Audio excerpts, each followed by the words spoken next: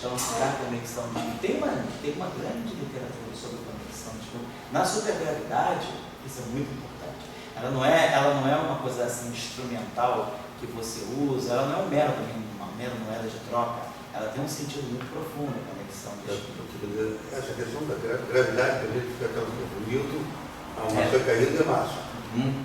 E de repente a invariância da luz traz o spin.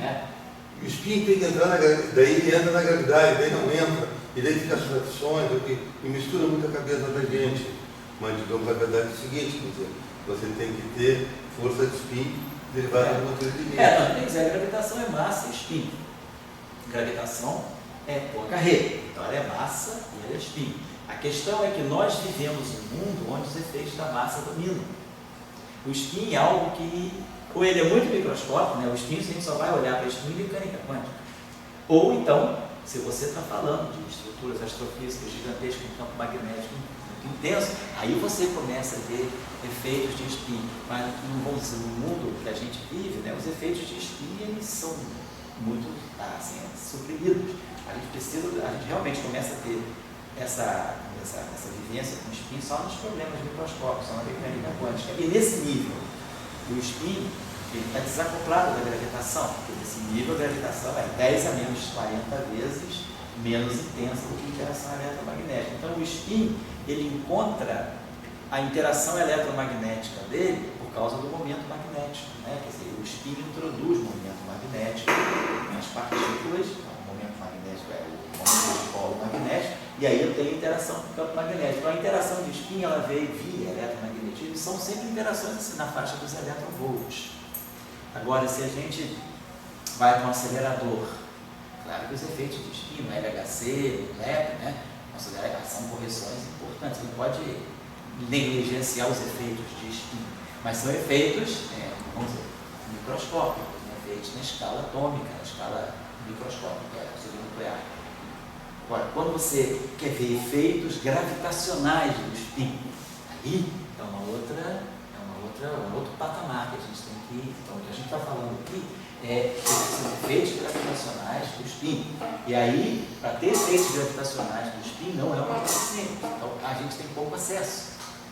Até seria interessante procurar na literatura o quanto hoje as pessoas que fazem, o quanto a astrofísica hoje, ela está ligada, o quanto os efeitos de spin são importantes na astrofísica, com essas estruturas todas de pulsares, de magnetares, né? O José faz a seguinte pergunta: a gravitação, além de tudo, ela tem o tal HMI. Se ele dissesse, bom, eu estou atrás de uma gravitação fotônica, quer dizer, o fóton, a gravitação foi efeito eletromagnético. Tem tensor de energia, ele tem gravitação, claro. Se você tivesse. Tem spin. Mas justamente, se você tivesse o fóton interagindo com massa, na teoria, se tivesse fóton interagindo com massa, e se tivesse o spin do fóton presente também atuando, será que isso aí não seria do número de substituir a gravitação do HMI? Sim, a gravitação mesmo, as ondas gravitacionais. Essa gravitação, digamos assim, o que você resume para a gente que a gravitação é a massa e spin. Mas será que esses massa e spin tem que ser coordenados pelo HMI ou pode ser por uma MI? Sei, entendeu? Vamos ver isso, estou devendo isso para vocês. Eu estou dando esse parêntese todo, nós estamos vendo no caso do spin 1. Tudo isso aí é um grande parêntese que a gente está fazendo para estudar o caso do spin 1. Eu vou, vamos dizer assim, formalmente, né, para liberar todo mundo, para terminar o curso aqui. Mas quem ficar no Rio, semana que vem, se quiser, a gente continua essa discussão. Enquanto o filme aí, para quem não vier, o Eberson vai estar fora, o Rodrigo vai estar fora, não sei se o Márcio vai viajar, você já está dispensado, não fica tranquilo. Mas se você quiser continuar a discussão, acho que a gente está num momento aquecido, que não vale a pena deixar essa discussão, vamos retomar no final de agosto, ficar uma coisa muito burocrática. A gente continua a discussão, filme para nós, quem quiser, depois vocês quiserem, a gente bota aí no servidor. A gente continua, vamos aproveitar a temperatura, que a gente vai trabalhar o caso de spin 1 melhor, e aí vamos ver como é que fica agora, vai estar o fóton cara a cara com o grávido. E vamos ver como é que ele se resolve, a gente vai passar por essa questão daqui a pouco. Com torção, sem torção, a gente vai ver que a torção tem problemas com a simetria de gauge, tem muitos aspectos delicados. Quando você coloca a torção, na teoria de Marx, dependendo do modo que você coloca, você quebra a simetria, é um perigo. Então, talvez o acoplamento da torção tenha que ser feito de uma forma não mínima. Isso é uma discussão muito grande, isso aí tem muita estrada, tem muito conflito, tem muita literatura conflitante sobre essas coisas, tá? Vamos discutir isso. Bom, então só para acabar um pouco a aula de hoje, fiquei devendo a vocês essa questão. Vou fazer só mais um aspecto para a gente encerrar essa aula, e aí a gente continua. Na semana que vem eu vou estar fora, segunda e terça, mas aí, por exemplo, você vindo aqui sextas-feiras, a gente continua. Nosso final de sexta-feira aí, a gente vai fazendo essas coisas. Não faço em caráter particular, a gente bota aí a filmadora no caso de vocês, se vocês quiserem acessar depois, tá? Então a gente tem isso aqui. Nós vamos também trabalhar essa discussão aqui, vamos ver a conexão afim, né? Que é desse modo aqui, gama mi, ou a gente tinha colocado até essa gama rho, mi, a gente viu que acabava definindo essa conexão afim desse modo, de rho a, di, di, mi.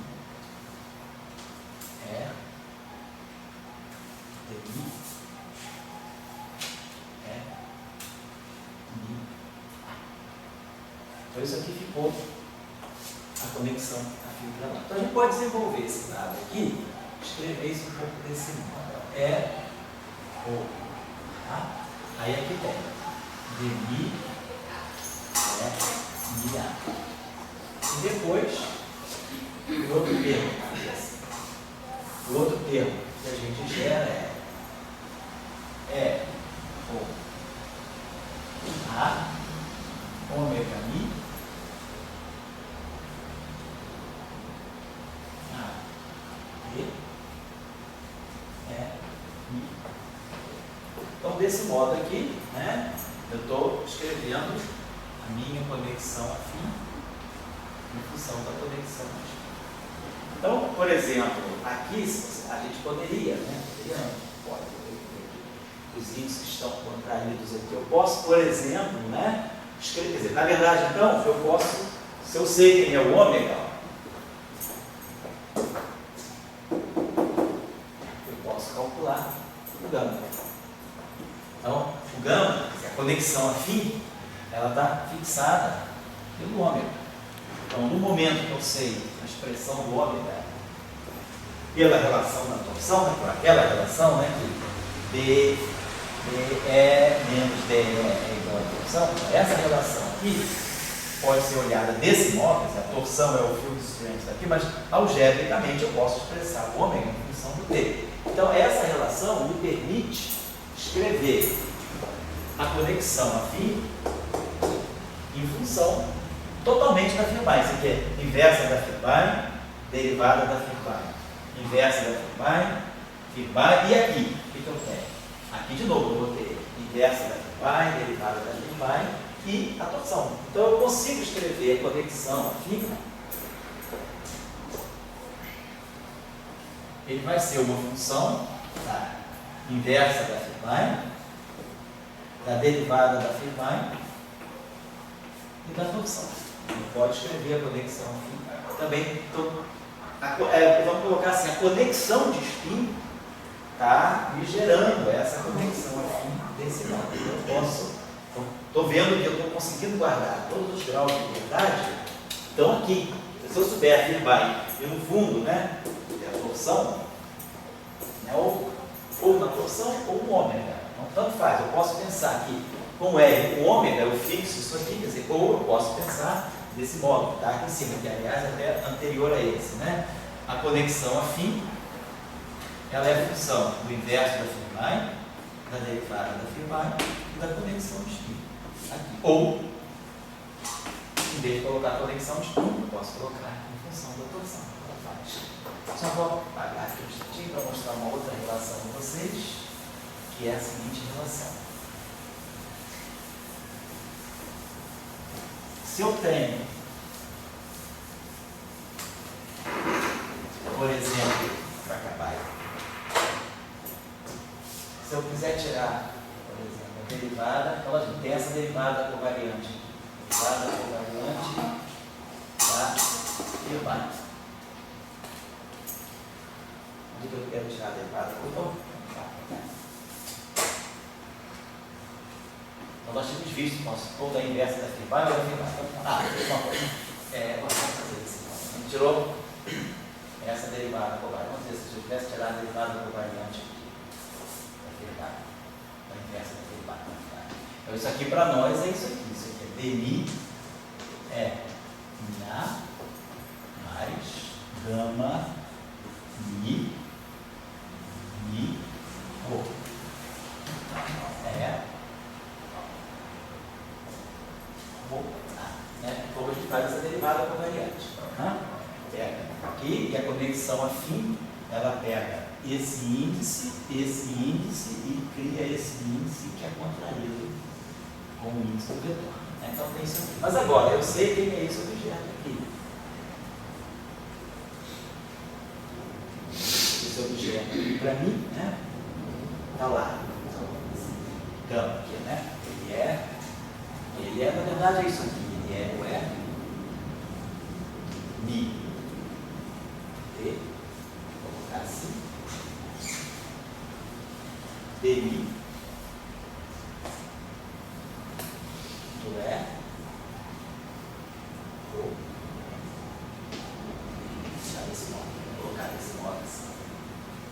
E aqui eu tenho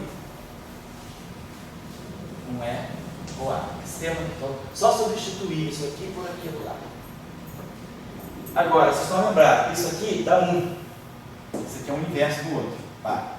Então eu posso jogar essa derivada para cá. Então eu já conheci esse truque. Eu posso escrever esse termo assim, ó, menos dmi do E de rho.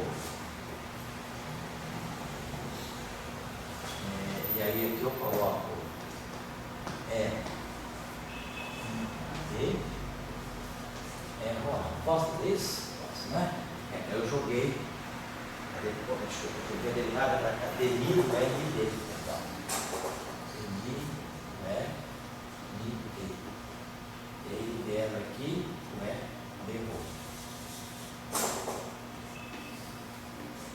Por isso que eu joguei essa derivada para cá, porque isso aqui vezes isso aqui dá 1. Então, usando a regra de Leibniz, a derivada do produto é a derivada do 1, que é 0. Então, a derivada desse vezes esse, mais esse vezes a derivada desse. Então, esse vezes a derivada desse é menos a derivada desse vezes esse. Isso que eu fiz. Aquela regra que a gente já conhece, né? Isso que a gente está usando. Aqui é 0. Por quê? Isso aqui é o delta de rho. E aí, a derivada do primeiro vezes esse, que é isso que está aqui, né? A derivada desse vezes esse, que é isso que está aqui, mais esse, vezes a derivada desse. Agora, isso aqui dá um delta de dA.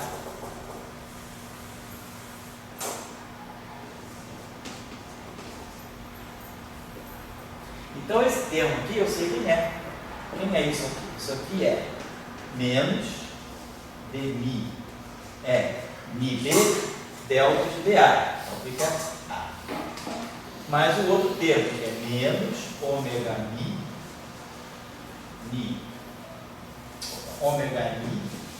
b, né? C I C. E aqui um delta de dA, é isso? BDA, né? Então, BD, com o índice livre aqui, é o A, tá certo? Então, ficou o A, então tá certo. Então, aqui é menos ômega mi, aí eu estou fazendo ômega mi. Então, ômega mi fica BC, SB, delta de BA. Então, esse B aqui fica esse A aqui, né? Tá certo. Então, fica ômega mi AC, isso. LC, então menos, né? Então tá, e agora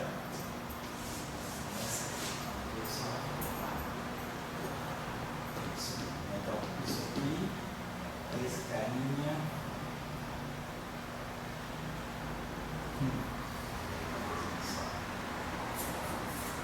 vou fazer uma outra coisa para a gente só um detalhe, deixa eu apagar isso aqui rapidinho, depois de 10 minutos. Vamos chamar a atenção de vocês aqui. Então é o seguinte. Nós vimos que essa derivada covariante aqui ela reconhece os índices de Lorentz.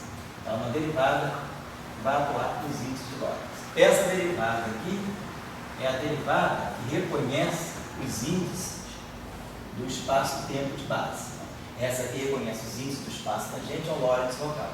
E essa aqui reconhece os índices ligados ao diffeomorfismo. Então, são duas derivadas atuando, é o mesmo vetor visto sob dois pontos de vista diferentes, dois sistemas de referência diferentes. Nesse mundo aqui, ele tem índice de Lorentz, então ele vai usar a conexão de spin. Nesse mundo aqui, ele tem os índices que centram o diffeomorfismo. Então ele vai usar essa derivada covariante assim. Agora, se eu tenho um objeto misto, na verdade, se eu tenho um objeto que seja algo desse tipo, vamos dizer que eu tenho um tensor que tem um índice mi e um índice A. Então, esse aqui é como na teoria eletrofrágil. Ele tem número quântico de uma simetria e número quântico da outra simetria.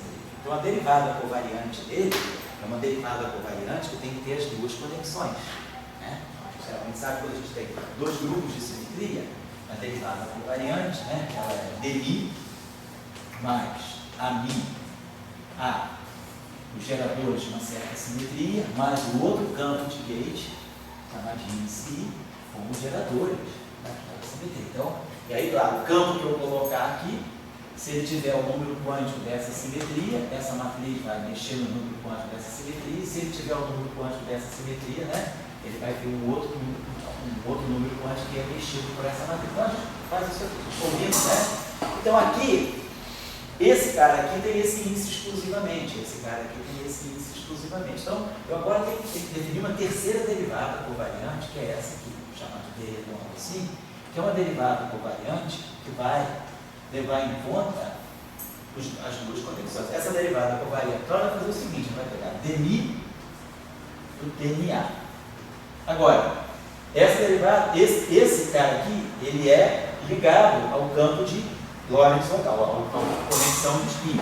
Então, aqui vai entrar a conexão de spin, ômega mi a d, t, i, d. Agora, esse índice aqui, ele é ligado ao diffeomorfismo. Então, ele vai entrar com gama, mi, o, t, a. Então, essa derivada covariante aqui é a derivada covariante aqui, que atua nos objetos que têm os índices ligados aos dois sistemas. Né? Então, eu estou querendo dizer, então, essa relação, deixa eu apagar isso aqui, vou deixar para vocês como exercíciozinho, vai ser fácil de vocês fazerem, é fácil de mostrar, é só isso. Então, mostrar o seguinte, que quando eu pego essa derivada aqui, atuando na Fibonacci, inversa da Fibonacci, então posso pegar essa derivada atuando aqui na Fibonacci, e ou essa derivada atuando também na inversa da Fibonacci. Em ambos os casos, essa derivada aqui é zero. Então, essa derivada covariante aqui, ela é incompleta. Ela só tinha conexão de spin. Então, por isso que ela deixa a conexão, ela dá um resultado aqui. Essa derivada aqui também é incompleta, porque ela deixa de lado a conexão de spin, ela só vê esse índice. Agora, essa derivada vê os dois índices. Então, se a gente pega essa relação, substitui esse gama por aquele gama que nós tínhamos, aí a gente sabe que esse objeto aqui é mi, c, dmi do E por C. Então, se a gente agora substitui esse gama desse modo e abre essa expressão aqui vai aparecer uma derivada. Vai cancelar com essa, e aqui vai aparecer um ômega que vai cancelar com esse. Então, a Fibonacci, ela é covariantemente consertada do ponto de vista dessa derivada. E essas duas relações aqui implicam nessa relação. Se eu pegar a derivada covariante da métrica, isso aqui também é igual a zero. Lembrando sempre que a métrica é isso aqui. É Então, isso que a gente usa na relatividade, né? Que é duas formas, uma é Deus de mim. Uma é demi, do é niá, da firmar mesmo. E esse aqui, então, para contrário. É errado. É o inverso da firmar. Tá? É legal? Falando por aí. Então, essas duas relações aí são importantes também. E aí a gente, desse modo, conseguiu ver o seguinte: a gente chegou a vamos dizer assim, a um formalismo que coloca todos os graus de liberdade na firmagem, na conexão de espírito. Tudo que aparece com a conexão afim, então beleza, eu posso também estar, mas eu lembro que a conexão afim ela está fixada pela conexão de espírito. Então nós vamos adotar esse ponto de vista. Os verdadeiros campos de gauge são realmente a firmagem, claro, e a sua inversa, automaticamente, né? A firmagem, a sua inversa e a conexão de espírito. A partir daqui, a gente tira tudo. Todas as derivadas covariantes saem a partir daí. E aí a gente agora vai começar a analisar, vamos voltar agora para a próxima aula, a gente volta para o caso do spin 1 e vamos depois começar a analisar as possíveis ações, os possíveis lagrangianos que dão propagação do setor gravitacional, que propagam a firmagem, que propagam a conexão de spin. Quer dizer, aquilo que Einstein fez. Na formulação de Einstein, esse raiz de menos GR acaba propagando a métrica. Então, nós vamos ver na formulação, nessa formulação aqui, esse lagrangiano aqui, o que ele faz. A gente vai ver esse lagrangiano que ele mata a torção. Ele privilegia a métrica. Mas nós vamos ver que ela não é a única possibilidade. Vamos ver que termos eu posso colocar para deixar a conexão afim, conexão de spin, se comportar como um campo de gauge normal e fazer essa troca que o Dória está falando. Ela executar o papel dela de realmente mediador das interações de espírito. Então, isso eu vou fazer. Mas, eu acho que com mais 2 encontros a gente resolve essas questões. Aí depois do caso, claro, depois não é mais, eu não tenho mais nada para dar para vocês. Aí seria o caso, se alguém se interessar, trabalho, ler, ou coisa assim. Mas assim, o ferramental, né? As ideias são essas e o que a gente precisa fazer, as manipulações, depois tem aspectos técnicos aí, ligados assim, a tirar propagador do setor de gravitação, porque a gente vai ver que é uma grande mistura, parece que propagadores que misturam o setor da firmagem com o setor da conexão de spin, mas para isso a gente desenvolve técnicas, sobretudo que a tese de doutorado do Carlos, né, do Carlos Ernast, foi justamente desenvolver uma série de aspectos técnicos de teoria de grupo para resolver todos esses problemas ligados à propagação da conexão de spin. E a tese do Carlos, a gente realmente centrou foco na propagação da conexão de spin, torção dinâmica, mas aí sempre ligado a uma física mais fundamental. Então a gente tem, depois se precisar alguém, eu dou o PDF da tese, se quiser ver, mas aí são coisas muito técnicas, só vão interessar quem estiver trabalhando numa coisa especificamente, para ter ideias gerais. Né, a gente pode, daqui a pouco, daqui a 2 aulas a gente para. Agora a gente já pode sim começar a desenvolver assim, talvez uma atividade, se interessar algumas pessoas, de ver a questão desses aspectos gravitacionais, né, microscópicos do spin. Quer dizer, aspectos gravitacionais do spin, isso poderia ser interessante. Não aspectos quânticos, aspectos microscópicos, mas vamos dizer, não quânticos. Né? Depois a gente pode entrar, claro, quantizar. Seria interessante, eu acho que poderia ser uma coisa legal para fazer. E isso que você está fazendo aí do modelo de Grossman, né? Na próxima aula, acho que já dá, ou na última aula, quando a gente fizer aqui, você vai ver que esses acoplamentos típicos de Grossman é o que aparece quando você acopla ferros com a gravitação e tira a torção. Então, a gente poderia se perguntar, essa interação de ferros, essa interação de 4 ferros, ela pode ser aquela constante de acoplamento que coordena essa interação de 4 ferros, ela pode estar incorporando algum efeito muito sutil, pode ser indelével até, de curvatura do espaço. A gente pode dar uma olhada nisso. Porque hoje em dia, inclusive, até o teu irmão as coisas que ele anda fazendo de supercondutividade, efeitos, né, de curvatura, assim, de deformações do próprio sistema de supercondutividade, quer dizer, essas não uniformidades que tem, esses campos de deformação que tem, ele dá um tratamento de geometria, né? De tratamento de relatividade para isso, um tratamento de métrica, um tratamento métrico para isso, parece que tem sido objeto de estudo também na física de supercondutividade. E aí tudo isso está ligado a essas interações desses fenômenos. Então a gente pode ter uma ligação desses modelos fermiônicos com... Quer dizer, quando você coloca ferro num espaço curvo, a primeira coisa que salta fora são essas interações, tipo próximo. Eu acho que você sabe que... Então, obrigado pela atenção. Então, você